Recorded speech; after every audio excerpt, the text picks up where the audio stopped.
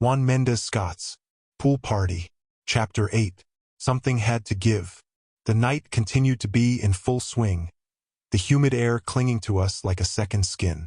My pool party thrummed with life, laughter, and music blending into a heady cocktail of teenage freedom. Barbecue smoke's ribs wafted through the yard, mingling with the occasional burst of someone's cologne or perfume or liquor. It was the perfect night, except for the tornado inside my heart. I scanned the crowd, my heart pounding in time with the bass. Leona had been MIA for a while, and the anxiety gnawed at me. Then I saw her, slipping back into the throng like a ghost reappearing. She looked disheveled, her hair a bit messier, her eyes sparkling in a way that made my stomach twist. I knew that look. She'd been with Chris making love. I made my way towards her, my resolve hardening with each step. "Hey, Leona," I said, trying to keep my voice light. She glanced at me, a flicker of annoyance crossing her face. "Hey, Ace. You want a drink?" I offered, holding up a bottle of vodka. She shook her head, lifting her own bottle of water. "You know I don't drink like that, right?" I said, forcing a laugh.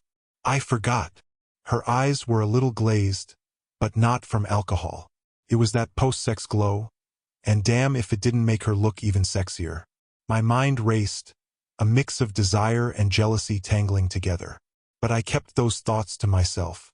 "How's the party treating you?" I asked, trying to keep the conversation going. "It's great," she said, her voice a bit distant. Then she looked at me and smiled, a smile so radiant it felt like a punch to the gut. "Chris just proposed to me." My heart stopped. "What?" She held out her hand, and there it was, a gleaming ring, catching the light and throwing it back in my face. "He asked me to marry him," she said, her voice soft with wonder. And I said yes. My world tilted, the noise of the party fading into the background. "Wow," I managed to say, my throat tight. "That's some awesome shit." "Yeah," she said, her eyes shining. "It is." As she walked away, lost in her own happiness, something inside me snapped. I watched her go, my chest a furnace of anger and heartbreak. Chris had everything I wanted, and now he had her, too. At that moment, I swore I'd get them both back for this. Blake found me standing there, staring into the distance.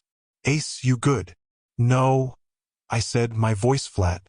"Chris proposed to Leona." She said yes. Blake's eyes widened.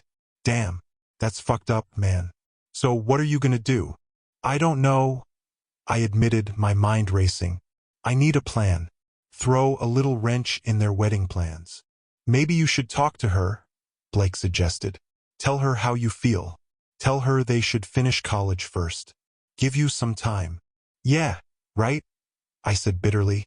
"I just want to smash, and keep smashing her, whenever I want." Blake sighed. "Look, it is what it is. If they get married, it's really nothing we can do about it." "I know," I said, frustration boiling over. "I just don't know what to do right now." Blake thought for a moment. "What if you try to show her Chris isn't the guy she thinks he is? Find a way to make her see his flaws, although he really doesn't really have any flaws." I considered this, my anger giving way to a cold, calculating determination. Yeah, that might work." "I swear on this," Blake said, his voice firm. "We're gonna make this happen. You my boy, Chris my boy too. But you know how me and you go." I nodded, a plan starting to form. "We'll figure it out, one way or another."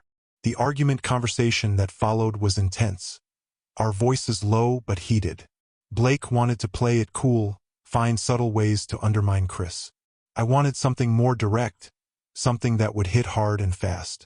"We need to be smart about this," Blake argued. "If we're too obvious, it'll blow up in our faces. And if we're too subtle, nothing will change," I countered. "We need to find a balance." "All right," Blake conceded. "But let's start with something small. Get her to doubt him a little." "What if that doesn't work?" I asked, the fear creeping in. "What if she's too blind to see it?" Blake shrugged. "Then we move on to plan B. But let's not jump the gun." The night felt darker now, the air heavier. The fear of failure loomed large, but so did the burning need for revenge. We needed to be careful, to think things through. But as the party wound down and the crowd thinned out, I couldn't shake the feeling that things were about to get a lot more complicated. The music had faded to a low hum, the laughter and shouts quieting down. The scent of smoke and sweat lingered in the air, a reminder of the chaos that had filled the night. I stood by the pool, staring at the water, my reflection a twisted, angry version of myself. Something had to give. And as I looked up at the darkened sky, I knew that this was just the beginning. The storm inside me was growing, and soon it would break free, sweeping everything in its path.